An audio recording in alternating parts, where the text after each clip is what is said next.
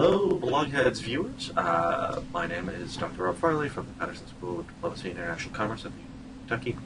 Here with me today, again, is Nick Sarantakes from the Naval War College, and we are going to be talking about his latest book, which is called Making Patton. How are you doing today, Nick?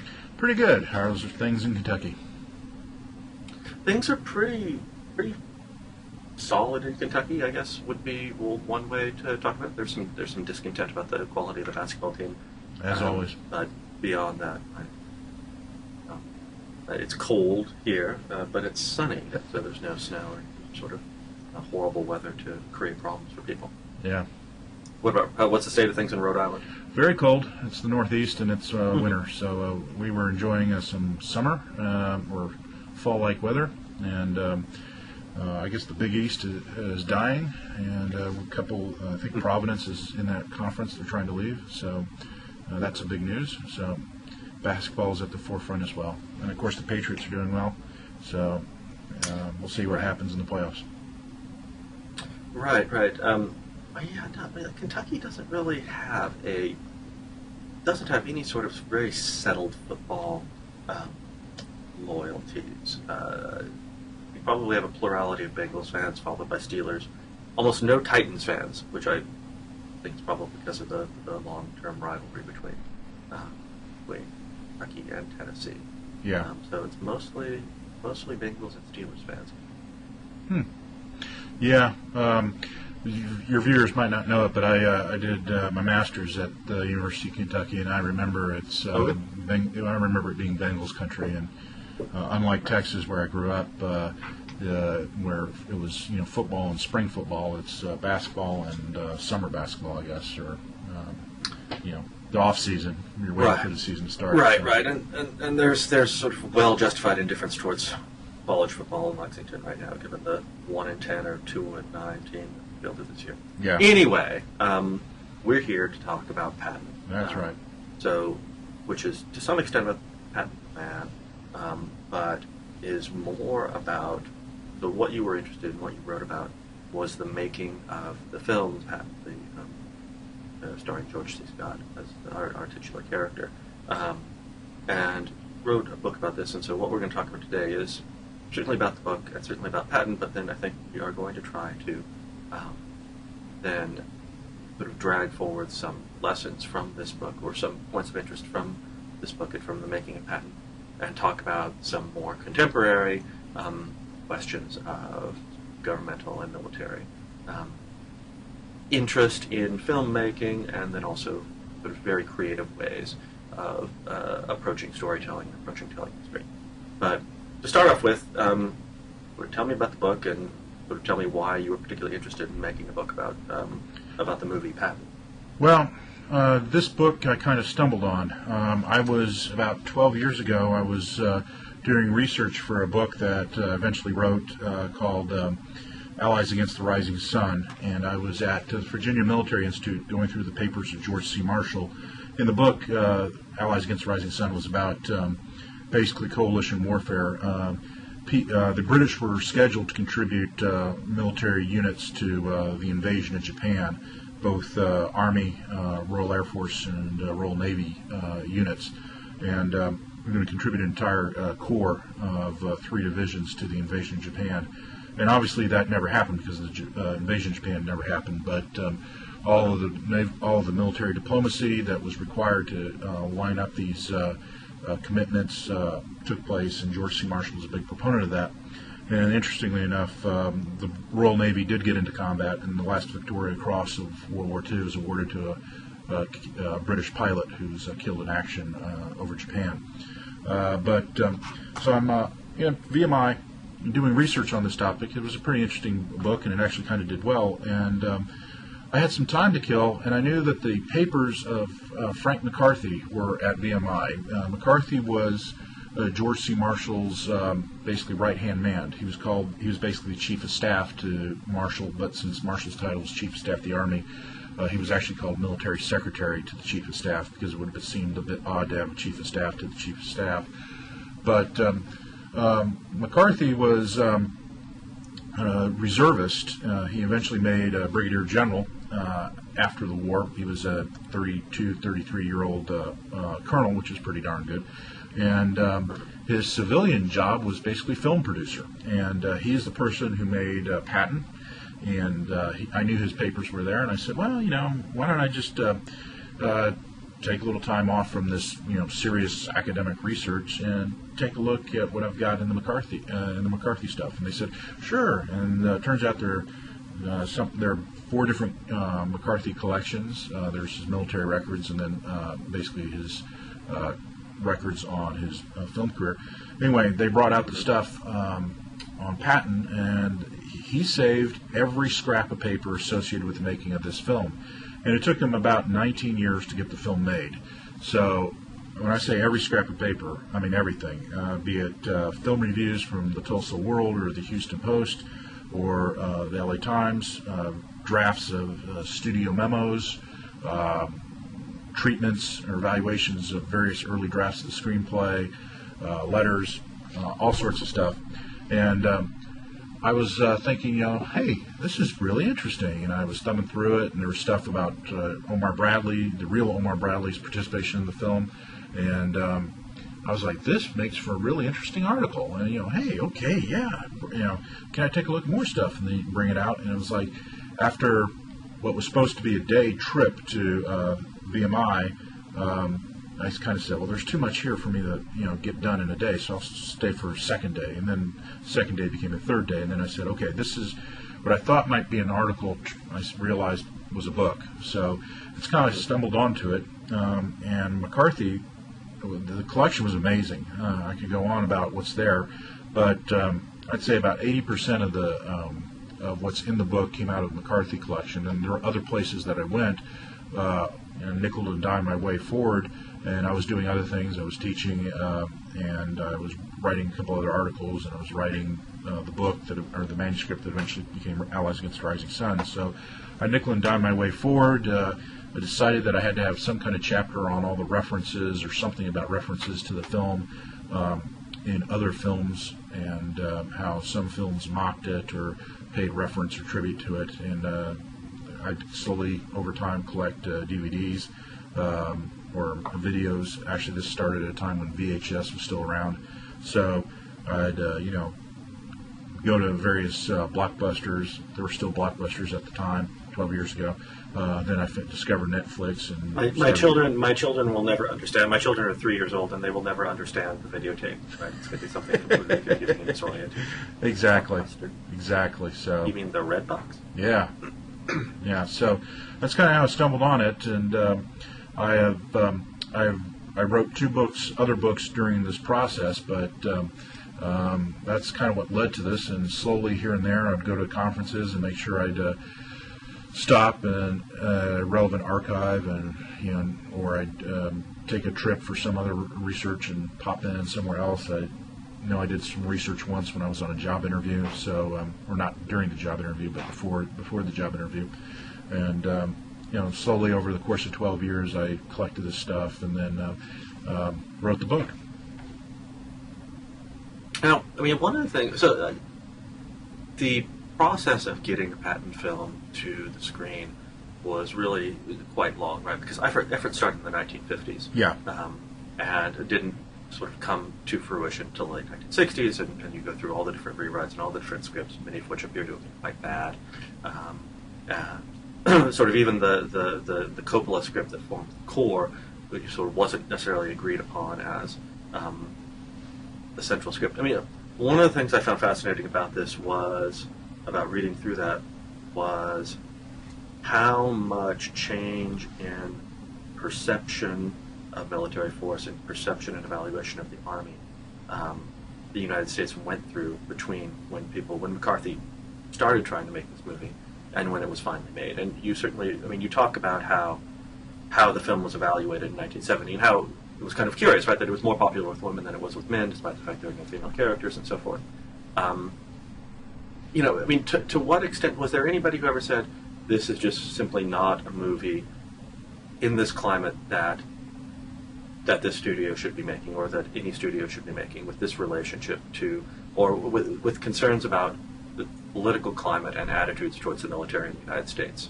Or I guess another way to phrase this, is it lucky it came out in 1970 rather than 1972 or 1973? Well, the short answer to your question is there were people who were concerned. No one said don't make it, but they were obviously in 1953 when they start 53 when they start talking about making the film. The world was a different, or America was a different place than it was in 1970. And they realized that when they start shooting this thing, and they're like, they start the shooting in '69, and they're going, hey, we have a little bit of a. They were aware that things had changed, and by the time they start making this and start getting ready to release it, the anti-war Vietnam War sentiment is really picked up steam. McCarthy said in a number of interviews, this film is not about Vietnam. And for a while there, I had difficulty buying that argument. I eventually realized that he was right. But they were like, okay, we're releasing this film in 1970, and even at that time, they were worried about it, and they were trying to figure out a lot of different ways on how to market the film. I mean, at a point, they're stuck. They're already shooting, and they've got this thing. And there's some famous examples of people just sitting on things for a while, waiting for climate to change. Good example that would be the movie with Ben Affleck about, I believe it was Clear and Present Danger. It was a Tom Clancy novel that got turned into a book. Basically, the premise was about a nuclear bomb going off at the Super Bowl, and they were all set. They all set to release that in late 2001, and obviously with 9/11, people suddenly thought a movie about a terrorist attack might not be a good thing. So with this, they were worried about, people are pretty upset about military, the Army in particular, and how do we market this? And there were a number of different ways they thought about this. One of the things they were really aiming at was the youth market, and for a while they thought about trying to sell the film as stick a subtitle on it. It was going to be called Patton, A Salute to a Rebel. And they eventually that was an effort to basically kind of, cater to, the youth who were, part of the flower, the war protest generation, etc. That got dropped for a number of basically artistic rather than marketing reasons. And in fact, the director kind of fought that, Franklin Schaffner. He said, this is a film about Patton, but it's not a salute. He is a rebel, but we're not saluting him. Right. And he actually kind of made a deal with the studio about how he would go out and market the film and make guest appearances and stuff like this if they would drop that. And apparently, Schaffner might not be as well remembered by people today, but he was a very hot commodity in the film industry at the time. He had just made Planet of the Apes, which had turned out to be a monster bestseller, no pun intended. So he was kind of, directors aren't always, celebrities, but at this point in time, he could go and he could do interviews and people would listen to him and stuff like this. And not even today, there are a lot of very successful directors out there who are, while they're well known in the industry or the business, they're not necessarily well known, and they're not going to end up on Letterman and stuff like this. In 1970, that was the case for Schaffner, and he made that kind of deal. So there was concern. Well, the 1970s are kind of a transformational period for that, for our understanding of directors, right? Yeah. I think with Coppola and Scorsese emerging during that period, as well as a bunch of others. Yeah, anyway. Exactly. Coppola, Spielberg, those guys moved kind of. That is, the 70s. You're exactly right. Is when you do start seeing celebrity directors become very strong and influential. At least as celebrities. Certainly strong and influential beforehand. But so there was that concern about America's a different place, and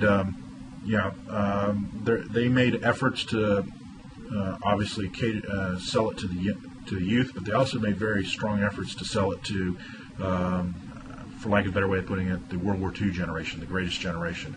Right. And those, in many ways, were the people who had the money. I mean, if you're 19 or 20, you don't have a lot of money, although you do tend to spend it more than people who are 45. Right. But anyway, so those were issues they were concerned about. Right. Now, I'm a huge fan of the, and obviously you would have to be a huge fan of the film itself. It is very, and I recall, and I don't remember if you certainly reference points where people, for what were effectively marketing, what seemed to me were marketing reasons, were saying that this is an anti-war film, which, and I remember Coppola saying something along these lines at some point, that he had to write it in context of, and even though he wrote the script a few years before, but he had to write it sort of with the understanding that there were going to be two audiences for this, and two different sets of appreciations of military life. The notion that this is an anti-war, anti-military film I have simply never been able to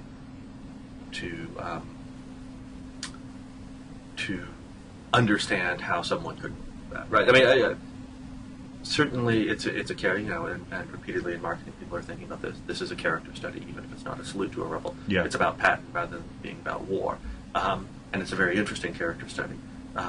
But it certainly doesn't leave the viewer contemptuous of this figure. And the way that the figure is presented, for it to be an anti-war film, you would almost have to be contemptuous of the figure at the end, right? But it leaves with a sense that this is a... and I almost don't want to use the term complex to describe Patton, because in that doesn't quite capture it correctly.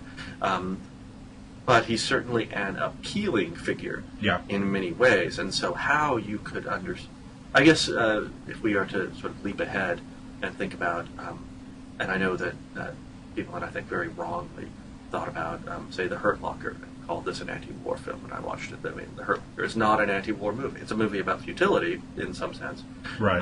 But it's not anti-war in any sense, or in any meaningful way.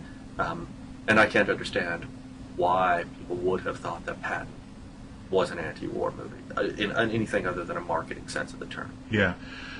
Well, it's interesting.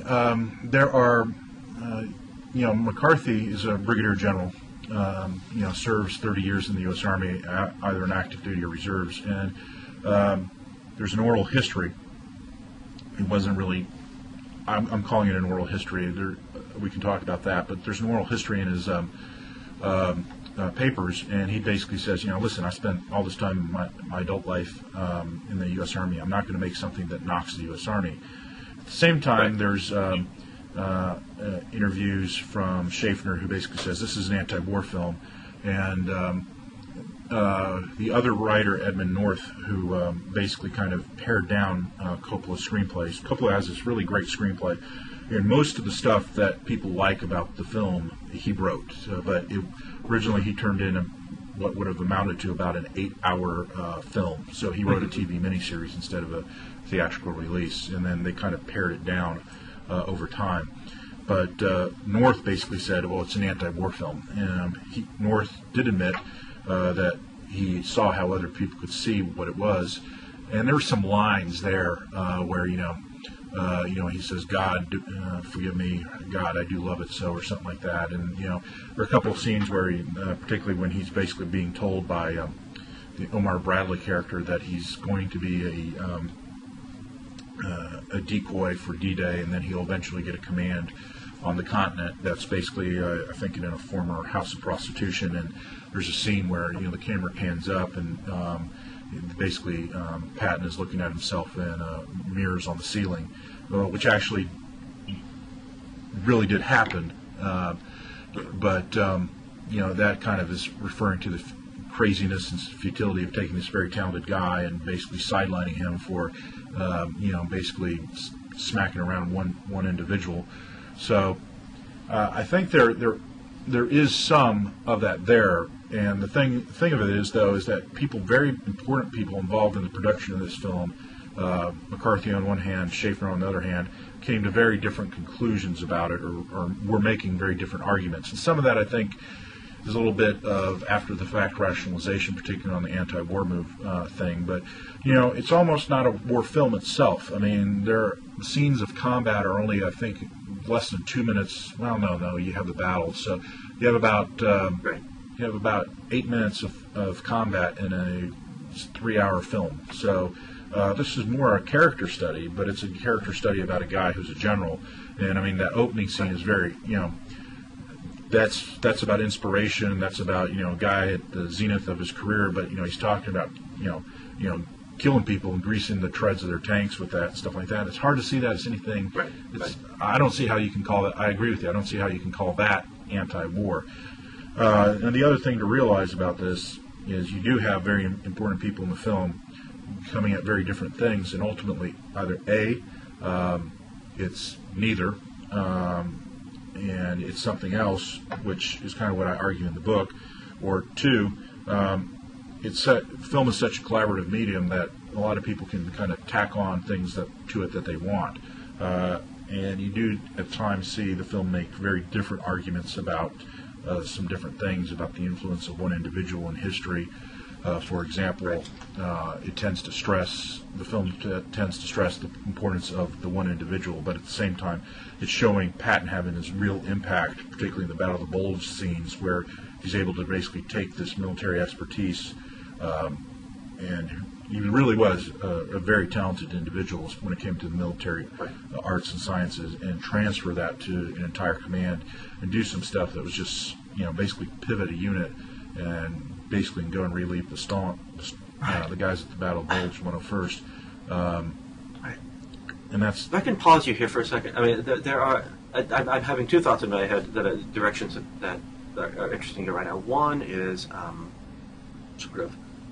I think we should talk about how two of the characters that were in this film were still with us. And you talk a lot about Bradley, and you talk some about Monty.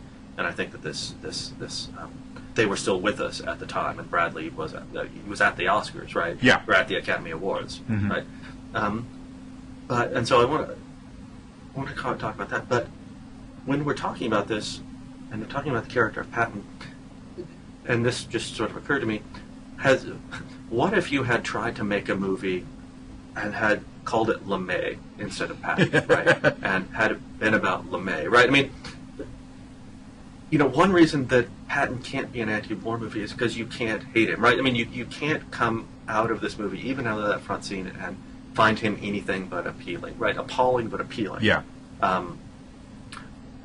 Someone like a LeMay who shares many personal and some command characteristics with Patton. I honestly think you could come out of a 3-hour movie about Curtis LeMay and you could hate Curtis LeMay and you could hate everything about the Air Force. Yeah. And so you could make a genuinely anti-war movie character study about LeMay in a way that it's very hard to do with Patton. Mm-hmm. And I'm not sure anyone's ever tried to make a movie about LeMay. I mean, he has bit parts in a lot of movies. I don't think, if anybody's ever, certainly never a movie of this scale. No, I don't think so. Anyway, so, I mean, let's talk a little bit about, although it's interesting, too, that the Air Force plays almost no role. I mean, there's certainly, you have some arguments with the RAF and so forth, and so all the arguments that were shown on screen in Patton are intra-army and really sort of infantry and armor arguments, not really arguments against the combined bomber offensive. Yeah, yeah. That's sucking up so many resources. But can we talk the influence that Bradley had on the film and the influence that Monty did not? I mean, I found it very interesting how you were pointing out that, I mean, they almost decided not to talk to Monty, but there was this big concern that Monty would sue under British libel law. Yeah. Over his portrayal in the film. Yeah. Bradley is... And by Monty, this is Montgomery, Bernard Montgomery, Field Marshal Montgomery. Yeah. At this point, Viscount Montgomery of El Alamein, mm-hmm. Lord Montgomery. The Montgomery issue gets to some serious issues about globalization. And it's kind of interesting to note that this very American film, not one scene of it is shot over in the United States. It's shot entirely overseas, mostly in Spain. Some of it in North Africa and some of it in Sicily, and most of the crew is Spanish. So people often ask, is globalization basically code for Americanization? I have one of the chapter on the actual shooting of the film is I kind of address that, and basically the Americans were taking a lot of leads from their Spanish crew and they were loving it. And then there's the very interesting problem of the fact that a lot of people on the crew don't speak Spanish, and a lot of the Spaniards don't speak English, so they did have some people, and that became an issue. And then, of course, no one spoke Arabic when they went to Morocco to film those scenes. But the Montgomery thing, and of course they did make a decision, a really good decision, to cast British actors to play British, characters, and German actors to play Germans, and they delivered those lines in German, unlike, say, Tom Cruise in Valkyrie. But it did get to a problem that they had, is Montgomery is still alive, and they're like, the film was shaped a lot by Omar Bradley. Mainly through his writings. Bradley wrote his first set of memoirs in the 40s, and he basically used it to settle some scores with both Patton and Montgomery. And in fact, if you really pay attention to the film, you do like the Patton character, but the real hero in the film is Omar Bradley. And the reason for that is Coppola, when he's writing the screenplay, or the first draft of what becomes the screenplay in '65, is borrowing very heavily from Bradley's memoirs. And McCarthy and him would meet on a daily basis, and he'd say, okay, I want you to do this, and he'd give him little notes and all this sort of stuff. And Coppola still has a lot of nice things to say about McCarthy. And McCarthy saved all these things. He'd often, give him a clipping from a magazine, about Patton or Bradley or something like this, and there'd be little notes on the side. It'd say, Francis, can we do X, Y, and Z? And he ended up borrowing a lot from the memoir, to a point where the studio said, hey, maybe we better go buy the rights to this film just to keep ourselves safe. And the interesting thing about this is, as a historian, the facts are the facts, and they're out there, but I'm creating, when I'm writing a book, I'm writing a history book. It's nonfiction. That certainly is different, plus the fact that I'm not going to really make that much money compared to a theatrical film. And I look at this and say, a lot of these facts are just facts. They're out there in the public domain. The words are different, but you have people who are employees of the U.S. government. I don't see what the issue is. But they, for a number of reasons, went and said, okay, let's buy the film rights. And, the money that you throw at writers in Hollywood is minor compared to what you throw at actors and directors.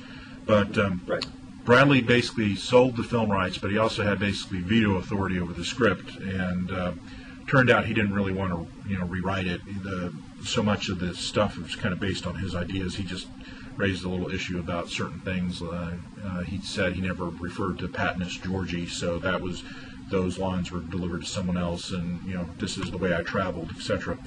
But Bradley is the big hero in the film, and this was established long before he got involved in it.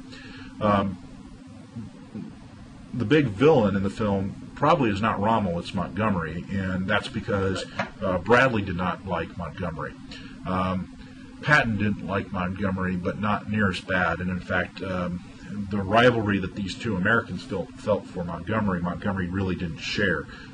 He was British. The British were glad to have him there, and Montgomery certainly had an ego. Right. You said something. I can figure how you phrased it, but it was a one-sided rivalry. Yeah. That Montgomery barely noticed was happening. Yeah. Because he's like, I got my own things, and he's also responding to a military tradition. He's worried about repeating World War I, where you just throw hundreds of thousands of guys at machine guns. So he's less worried about ego and stuff like this. The guy's got a large ego, but he's not as worried about trying to establish his reputation vis-a-vis the Americans as he is in establishing his reputation as being the supreme general in the British Army. And the thing that Americans don't realize is he had a lot of enemies within the British Army. There were a lot of people who did not like him. Okay, well, fast forward to 1970. He's still alive, and he's got a very large ego, huge ego, and he's kind of worried about his place in history, etc. And he writes some very nasty memoirs where he basically, eventually does kind of get into this tit for tat thing with Bradley, but even more important with Eisenhower. So, and Hollywood is, basically America. The film industry is dominated by the United States, and the United States is cranking out, or studios are cranking out these films that focus on the American perspective, and this becomes rather objectionable to the British and a lot of other people who were involved in this war. And it's like, hey guys, you ever hear of like Dunkirk or the Battle of Britain or anything like this? So there was this concern that American films do tend to ignore the contribution of other people, which is interesting since this film is kind of made everywhere else but America. And then Bradley has basically got this very large ego. He doesn't, and he wants to basically bolster his reputation, his place in history, and he thinks he's right up there with Lord Nelson, the Duke of Wellington, and there are a lot of things where basically the Patton character is saying fairly nasty things about Montgomery, who is not a fictional character. He's a real, live, living person. And while you can say not nasty things about people who are dead, people who are alive, a different story. And the studio is really looking at this because even at this point in time, you're going to get a lot of revenue from overseas sales.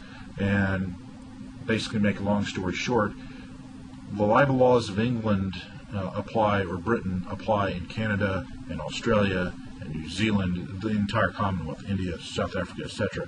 So what do? And some of these lines didn't really strike me as libelous, but it was like they were good lines, and they're like, well, how do we neutralize Montgomery? And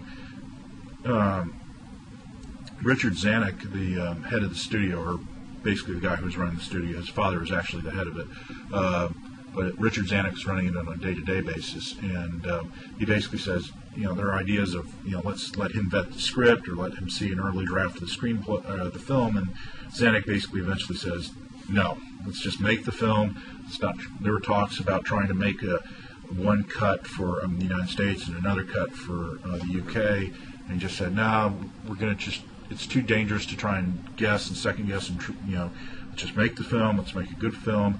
And let's release it, and let's see what happens. And there's also it's a calculated risk. They basically say Montgomery is old, and he can file a lot. If he decides to file a libel lawsuit, the lawsuit can die if he dies. So they took kind of calculated gamble that one, it might not antagonize him the way they were afraid it might antagonize him, and two, even if it did, that they would be able to survive a lawsuit because it might expire when he expired. So these are kind of the downside of globalization. It creates a lot of other complications for you. If you're going to play in someone else's ballpark, you got to know their rules. And so there's a lot of angst on this. And then eventually they just kind of say, let's go forward. And we can't do everything, so let's leave one flank kind of exposed and just see what happens. And it turned out to be fine. Montgomery didn't particularly like how he was presented, but he never thought of really suing anyone. I mean, this is, these concerns have, if anything, metastasized right now, right? I mean, I'm sure you're familiar with the experience of Red Dawn, where, we have to be subjected to a North Korean invasion because North Koreans don't watch American movies. Yeah. And what's the other? Oh, Battleship, of course, that for sort of a naval war epic, we can't actually be fighting anyone who exists in the world because they all watch our movies too. Yeah. And so these concerns, and I guess I sort of hadn't thought about how much the British and sort of the larger Commonwealth market would matter for a movie released in 1970. But of course it would, right? I mean, it would be an important, a very substantial part of the English, of the potential English-speaking audience for this film. If we can bounce just slightly now. The army that we see in Patton is mostly the Spanish army, as you point out, and sort of Patton sort of literally the producers literally hired the Spanish army. Yeah. In part because the Spanish army was using because it was available, it's not doing anything, and because it was using equipment, vintage World War II equipment at the time, and it was relatively professional, and parts of Spain look like all the parts of the continent you want to film, and so there were a lot of reasons to hire the Spanish army. But you still did have cooperation from, as we mentioned, Bradley, and to my recollection, Bradley's cooperation. I mean, he was there. He spoke with Carl Malden quite a bit, and I had never realized that Carl Malden had this unpronounceable name, and that he's. But I guess I'm not surprised. But but he spoke with Carl Malden quite a bit, and so he was definitely involved, and that's why, as you mentioned, he really comes out as the hero in this movie, and sort of. I mean, his reputation is that we understand him now is sort of built around this. Let's leap forward from this model of cooperation between sort of the military, both uniformed and retired, and the state that we see for Patton and Defense Department cooperation is important, to what is really, I'm sure you've been following the controversy about this new movie that neither of us have seen, or at least I assume you haven't seen it, Zero Dark 30, which talks a lot about or where much of the controversy is built around the level of cooperation that the American state security apparatus, the Obama administration, the CIA, and so forth, gave to the producers of this film. I mean, I guess if we could formulate this in terms of two questions. One, are there really good reasons to be concerned about this kind of cooperation, whether in 1970 now, and second, are there really important differences between how we think about, or between the sort of cooperation we saw in 1970 and the sort of cooperation that we see now? Yeah. Between the Pentagon and filmmakers. Well, you know, the Pentagon is there's some really interesting books on this, and I stole via the footnote process from a lot of their arguments. But the Pentagon or the DoD or the military writ large has always seen these films or seen films about them as basically a recruiting device or a publicity device. And there are some really good arguments. I remember when Top Gun came out in the mid-'80s, naval aviation U.S. naval aviation just started having lots of people wanting to, ROTC units, had lots of people approach them. I remember at the University of Texas, where I did my undergraduate, they had a massive influx after the summer of '86 of basically students who wanted to be midshipmen who wanted to fly. So these are good, and that's just one incident, but these are good devices to get people out there or to get the word about your service or your profession or your community out there. So the Pentagon has always kind of said this is something we will do and we will support, not because they believe in artistic, the artistic merit of Sans Vivo Jima versus fail-safe or anything like that, but they see, this is free publicity. And they basically have said, they're not trying, the long story made short is that they're not obviously trying to vet or veto scripts, but they do say if we're going to support this, if we're going to use ships or personnel or whatever, it needs to at least reflect well on us or not, not be negative in that sense. Now it doesn't. It's kind of interesting. You have scripts that they have to at least show them the scripts beforehand, and they've objected to some really kind of really absurd things. I remember there's one film, Abbott and Costello movie from the 30s, where the comedians gain control of a battleship, and the Navy says, "Oh, we would never let enlisted guys do this," so they turn it into a dream sequence. They do this, and there's also really another reason to do this. There's these days, most people probably their understanding of the military comes from what they see via art, be it film or television. Most Americans don't know people in the military, so I'm a little different. My father was in the military, so I grew up in the Army, and then I obviously worked for the Navy, although I didn't really know the Navy until I got here. So that's one reason, and it's a double-edged sword. It helped and hurt the making of this film. It takes almost 20 years to make this film, and the first 10 years are because they don't have, the 20th Century Fox does not have the permit from the Department of Defense to make this film. It actually goes to Warner Brothers, where the priority, which basically says the Department of Defense will help this studio for this project. And another factor in complicating this is that the Patton family, which is to say the general's children, are basically fighting this, threatening lawsuits and all this sort of stuff. And the general's son eventually becomes a two-star general, and his son-in-law, that is to say, one of the guys who marries Patton's daughter, is another two-star general, and they're fighting it within the DoD. And eventually, in the early 60s, the Department of Defense says, hey, there's no requirement in statute, code, or in any DoD regulations that the relatives of a public figure have to give permission for that film to be made. And so they say, sorry guys, we're giving it to 20th Century Fox. And one of the reasons they give it to 20th Century Fox is because of McCarthy. He's still, at this point, when they get the permit, an active duty, or not an active duty, but a reserve general. And there's even some memo traffic that basically says, someone's going to make this film, and we're better off having McCarthy because we can trust him to do the right thing. So, interestingly enough, the only time that they end up needing the DoD permit. Spanish Army is the U.S. and German armies in this film, but they need U.S. Navy ships to do some of the very brief amphibious landings that are depicted in the film. So. Right. This goes on. There are regulations that change and actually make it more difficult for the Hollywood to get permission from or support from the DoD that kick in the 60s. And that might be one of the reasons why you see fewer war films being made, or at least World War II war films in the 80s and to a certain degree in the 70s.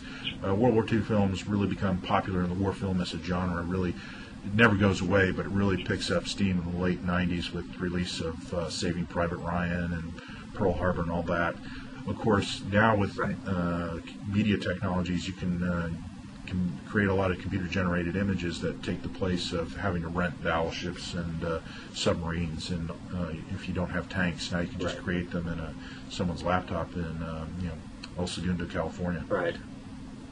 Right, and there are some cases in which that it's even more satisfying. I remember being extremely frustrated watching Pearl Harbor and seeing the same 3 Ticonderoga-class cruisers blown up by the Japanese over and over again. Or watching Tora Tora Tora, which is a direct contemporary of Patton, and seeing American aircraft carriers launching Japanese planes too. And jet era carriers instead of the carriers of the 40s and 30s. Right, exactly. Now, another part of this book is the influence, and I think you largely debunked the notion that there's a fabulous book, and I can't right off the top of my head remember the name of it, but it's something like Nixon movies, and it's this very fascinating study of how Nixon watched movies and what movies he watched. Yeah, I know that film. There's also that book. Yeah. There's also some interesting work out there about Reagan's approach to film, right, and how Ronald Reagan, he remained sort of deeply involved in cinema, or deeply interested in cinema all the way to the end, and so he famously had a screening of Warren Beatty's Reds in the White House, which is kind of shocking, right? It's this movie that lauds a communist in the 1920s, and yet Reagan screened it. If we think about, and we can think about this in terms, not just of Patton, but also, you had sort of suggested we can think about Star Trek in these ways, but we can also think about more modern movies like Hurt Locker or Zero Dark 30 or something like that. Ways of storytelling that are either intended to affect policymaking and affect popular cultural understandings in a way that's going to affect policymaking, or which inadvertently affect policymaking and affect how we think about the construction of, or how we think about the development of foreign policy. I guess first, are there any really sort of clear and obvious and agreed upon incidences where we look at it and we could say, and you can never say conclusively, but it makes sense to think about this movie as being either this movie or this television program as being sort of deeply influential in a policy sense or deeply influential to specific relevant policymakers about how they approach foreign policy. I mean, you suggest that Patton really doesn't play that role, Yeah. but are there other artifacts that do play that role? I can't think of any film that really has that kind of influence. Obviously, people claim that Patton has huge influence. Oliver Stone is a classic example. He actually wanted to put part of Patton in his Nixon film, and he basically there's this idea out there that, basically the United States invaded Cambodia because of Patton. And 20th Century Fox, I forget who made Nixon, but 20th Century Fox said, you can put Patton clips in the Nixon film, and there was a scene where Anthony Hopkins, who played Nixon, is watching this, and his daughters are watching it with him, and he basically decides to invade Cambodia. And basically, the 20th Century Fox said, yeah, you can use the clips, but you have to get George C. Scott's permission. And I don't know if that was necessarily, just because they want, respect artistic integrity. There probably were also some contractual things in there as well. But Scott basically said no, and, there's a documentary on the DVD version of Patton where, Stone basically says, I think he felt guilty about what he had done. And, it's like, if you initiated a ground invasion of Cambodia, that's not something you do on a whim overnight. And I even use this reference, Nixon, love him or hate him, he was not a Roman emperor who could just say, off with their head, or let's take England or something like this. There's a lot that goes into, sending, 100,000 guys into combat in a certain direction. And, yeah, he watched the film. We actually have records of what films he watched, and he did watch Patton 3 times when he was in the White House. 3 times. So he also saw Around the World in 80 Days 3 times. Right. So, and he did see Patton shortly before the invasion, but I don't think, you have all this stuff percolating down the chain and getting people ready and, getting logistics there and all this sort of stuff. And then he sees, that had to happen beforehand. So, there are people who leak this, and their initials are Henry Kissinger, and make this, it's a great story, but that's all it is, and, Nixon was entranced with Patton, and there are references in H.R. Haldeman, the White House Chief of Staff's diary, about how he's fascinated with Patton. And when I say Patton, I mean George S. Patton Jr., the real guy. And then a year and a half later, this film comes out about this guy he's entranced with. So, yeah, he's going to watch it a couple times. Seeing a film multiple times seems a little odd to us, but, not that odd, since people now have DVDs and Netflix, and you can watch Star Wars over and over. And I remember in the late 70s, I went to see Star Wars in theaters 11 times, and that was pretty tame compared to some kids of my generation. When I say kids, I mean teenage boys. So I wrote an article about Star Trek, and there was a definite attempt in the original series to use that series as a venue to kind of commentate and influence, foreign policy, but there were some real serious limits on that as well. They did have in that venue, they did have the ability to say this is just science fiction, you're reading too much into it. But if you remember back, I don't know if you're a fan of the original series, but oh yeah, no, of course, yeah. Well, I'm actually going through it now, showing some episodes to my daughters, which some of them they understand, and some of them they're just completely over their head. Yeah.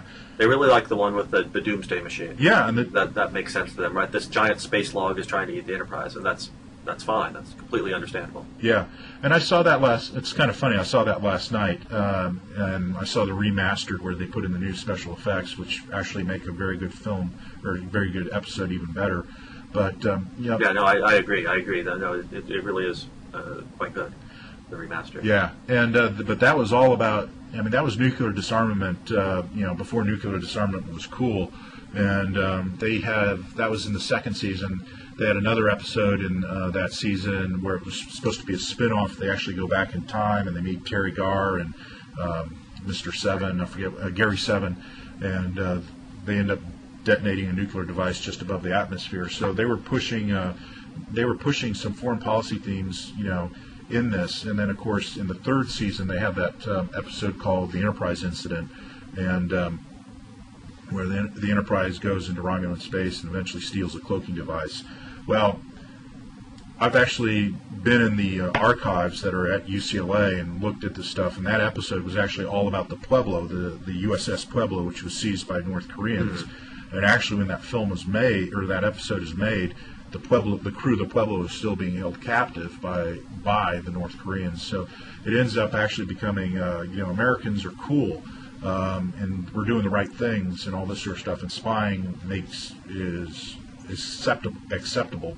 So even when they want to commentate and push, right? Well, I've watched that episode recently too, and it's interesting that the language, the rhetoric that they use for stealing the cloaking device is it's very political sciencey, right? Yeah. I mean, it's clear this is a destabilizing technology, yes, right? That Romulans are capable of crossing into the Federation and attacking. And it actually plays off an earlier, and one of the best episodes in the entire series, which is an earlier Romulan episode, which is sort of very anti-submarine warfare oriented. Oh, yeah, I remember that, yeah. So, but it does use a bunch of political science logic. Now, I have recently seen an argument with regards to the differences between the original series and the Next Generation, that in the Next Generation, I forget when it exactly starts. Is it 85 or 86, something along those lines? Yeah, 87, I think. But, yeah, 87. And it goes on for, I want to say, 7 seasons. And especially the later seasons, which tended to be quite good. This argument was that we should interpret, that the first series is clearly a Cold War artifact. Yeah. The second series is about liberal internationalism in the context of American hegemony. That Jean-Luc Picard is this sort of perfect American commander who is no longer doing the sort of things that are violent, and there certainly is violence in the Next Generation, but the atmosphere of it is an America that is traveling around and solving problems. Not even necessarily sort of global war problems, although he stops the Klingon Civil War, but even sort of basic management issues of the space commons and so forth, right. That you associate with theories of hegemonic stability theory and a basic logic of American-led liberal internationalism. And so this is our fictional document, this series of liberal internationalism. Mm-hmm. It's an interesting argument. Yeah, and I think there's probably a lot of truth in that. I'm less familiar with the spin-off series than on the original one, because I actually spent a lot of time going through the production documents of the original series. But the original series does come at things from liberal internationalism, but of the Cold War era, where there clearly is a good side, and that is the United States, i.e. the Federation. And the documents are very explicit, where they say the Klingons are the Soviets. This is a metaphor that they are the Soviet Union. And then Romulans are basically the Asian bad guys, the People's Republic of China, the North Koreans, whatever.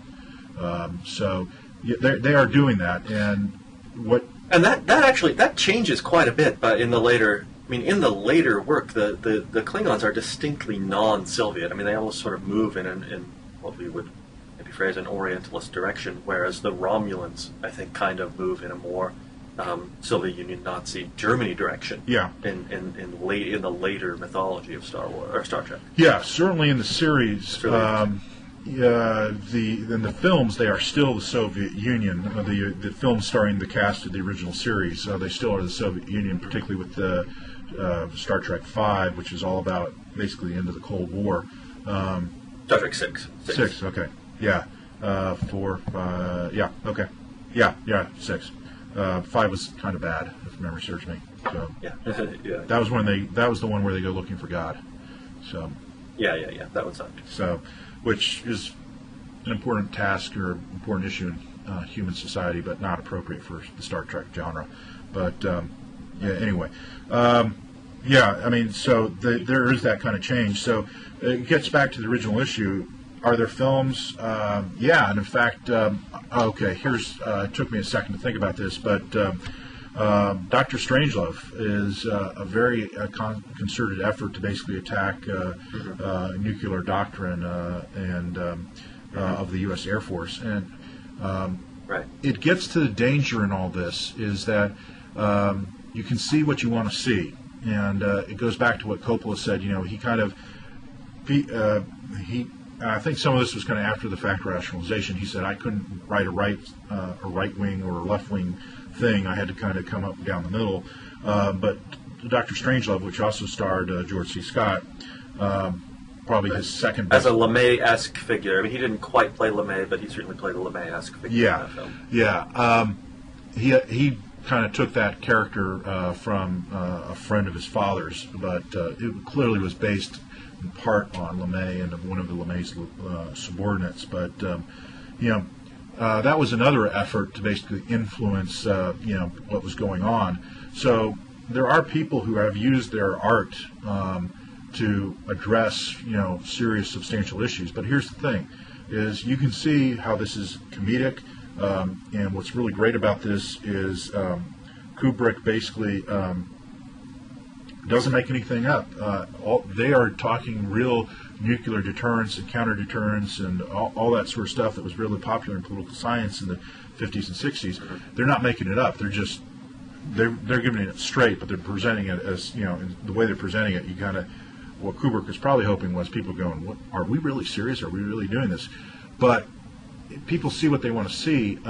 I've actually used that film when I taught at the Air War College to talk about these issues in a very serious way, and no one was based. I mean, people laughed at the scenes, and then we had really good conversation and seminar. But and plenty of people play. That film was very popular in Air Force ready rooms across the service. But no one's like suddenly going, hey, wait a minute, are we seriously thinking about this? You can see what it is and you can still reject it. Plenty of people went to see the Michael Moore movie, Fahrenheit, whatever it was, 9/11, not 451, I forget what it was. But, plenty of people went to see that and didn't necessarily buy his interpretation. And plenty of people went to see Obama's 2016, Obama's America, whatever. The Dinesh D'Souza. Yeah. So, I mean, you can go see something. Just because you buy it doesn't mean that you're going to be influenced it. You can say, okay. I mean, I remember I went and saw the Obama's America film, and some guy was walking out of this theater and talking to his father and saying, nope, Dad's still voting for him. So apparently there was some kind of conflict between father and son. So, people can try, and it's what you want to. I mean, ultimately, I guess it's kind of what the viewer wants to see, and there were certainly fights about that among the critics in 70 and 71 about the meaning of Patton, and it was interesting to see that because oftentimes it told you more about the individual writing the review than it did about the film itself, and then there were a whole host of letters from people about all sorts of issues in American society, not just war and peace and international relations, but it was like basically it seemed like it became a national Rorschach test. That's a line I use in the book. Right. It's like everyone saw something in it, and it's like in some cases they saw things. I mean, McCarthy got in trouble with the animal rights activists because they actually did kill 2 mules in that scene, and Patton did kill 2 mules. For whatever reason, they decided they had to shoot. Or actually euthanize 2 mules on set, but they got in trouble for that, and that created a little bit of a stink. And there was a stink. Okay, there are no Hispanics in this film, and it's like, well, and then right. If the film were made today, I mean, you would certainly have a depiction of segregation in there, and you mentioned that a little bit that there was a segregated unit that was shown with all white soldiers in what appeared to be just a mistake. by the filmmakers. I mean, that's certainly you would see differently today. I mean, if, I want to take us in a completely different direction that just occurred to me. Okay. And we didn't prep it, but I am curious about your thoughts. 20 years from now, is there any chance that we will see a movie called Petraeus? Maybe, but probably not. I mean, and so but it gets the wheel spinning, right? Who would play, right? Because probably whoever would play Petraeus is famous right now, or is starting out as an actor right now, and I don't even know who. He sort of has a Steve Buscemi thing going on in a weird kind of way, but. Well, my vote for Petraeus, the actor, is going to be Ryan Gosling, and just because in 20 years he'll probably look like Petraeus. But it's kind of it gets to what we make films about. What stories do we like to tell? And I'm a historian, I'm an academic, but historians are also supposed to be storytellers, and that's not something necessarily that other academic disciplines have on them. Journalists have that, and some of them are very successful in doing that. Some of them get a little carried away with it. Stephen Ambrose was probably a good example of someone who perhaps really got carried away with telling stories and forgetting that he was also supposed to be, someone who analyzes stuff and explains stuff. But novelists are storytellers, filmmakers are storytellers, and what stories do we like to hear? And if you just kind of sit back and look at what do we make films about, what wars, and we do like to tell war stories, because war is dramatic, there's conflict, there's lots of stuff that goes boom, and that translates very well in the audiovisual medium of film. But we like to tell stories about World War II. We like to tell stories about the Civil War, and then after that, not so much. We will do other kind of commando stuff. That seems to be fairly contemporary, and for some reason the Charlie Sheen film Navy SEALs is popping into my head. But we are making films about things that go boom. But I don't think. But a lot of the war film stuff that we see is actually war, and it's more at the tactical level where people are pulling triggers and blowing stuff up, and these are the sergeants and the lieutenants and the captains.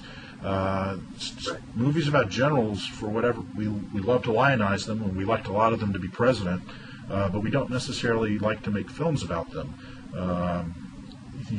There's certainly a lot of exceptions to that, but it's easier to make those films. So, Petraeus has his, he certainly has his moment, and he does some good stuff, and that it is almost the kind of classic Greek tragedy story. Obviously, it's not completely finished, but my guess is that we're probably not going to do that. Although I can certainly see a film. I wouldn't bet against it, but just my gut feeling is in 20 years it'll be more World War II. What might make more sense if we are to look forward in this 20-year timeline? I wonder if we wouldn't see something like a 12-part HBO miniseries or something along those lines. Which, frankly, reading about Coppola's script, had the form of the very high integrity HBO Showtime miniseries existed in 1970 or in the 1960s.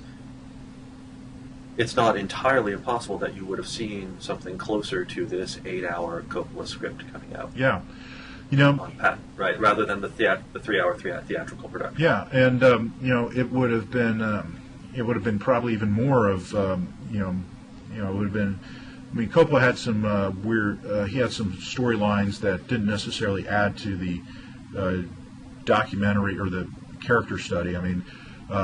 He creates the character of Steiger, who's basically kind of plays the role of the Greek chorus.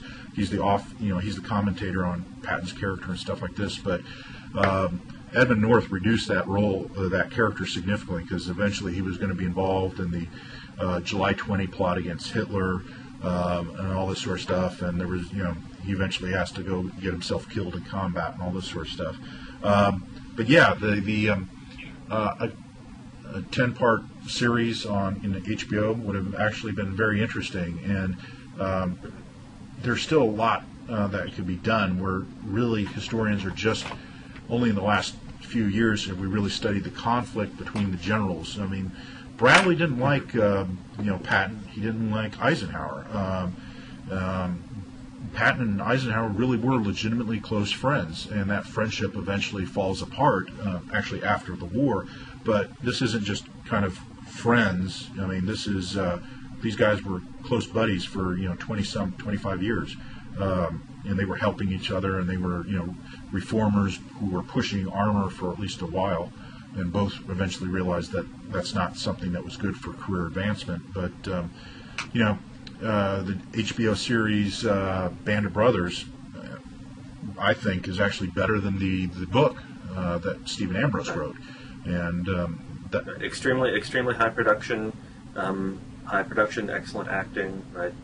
Yeah, and I think that kind of stuff.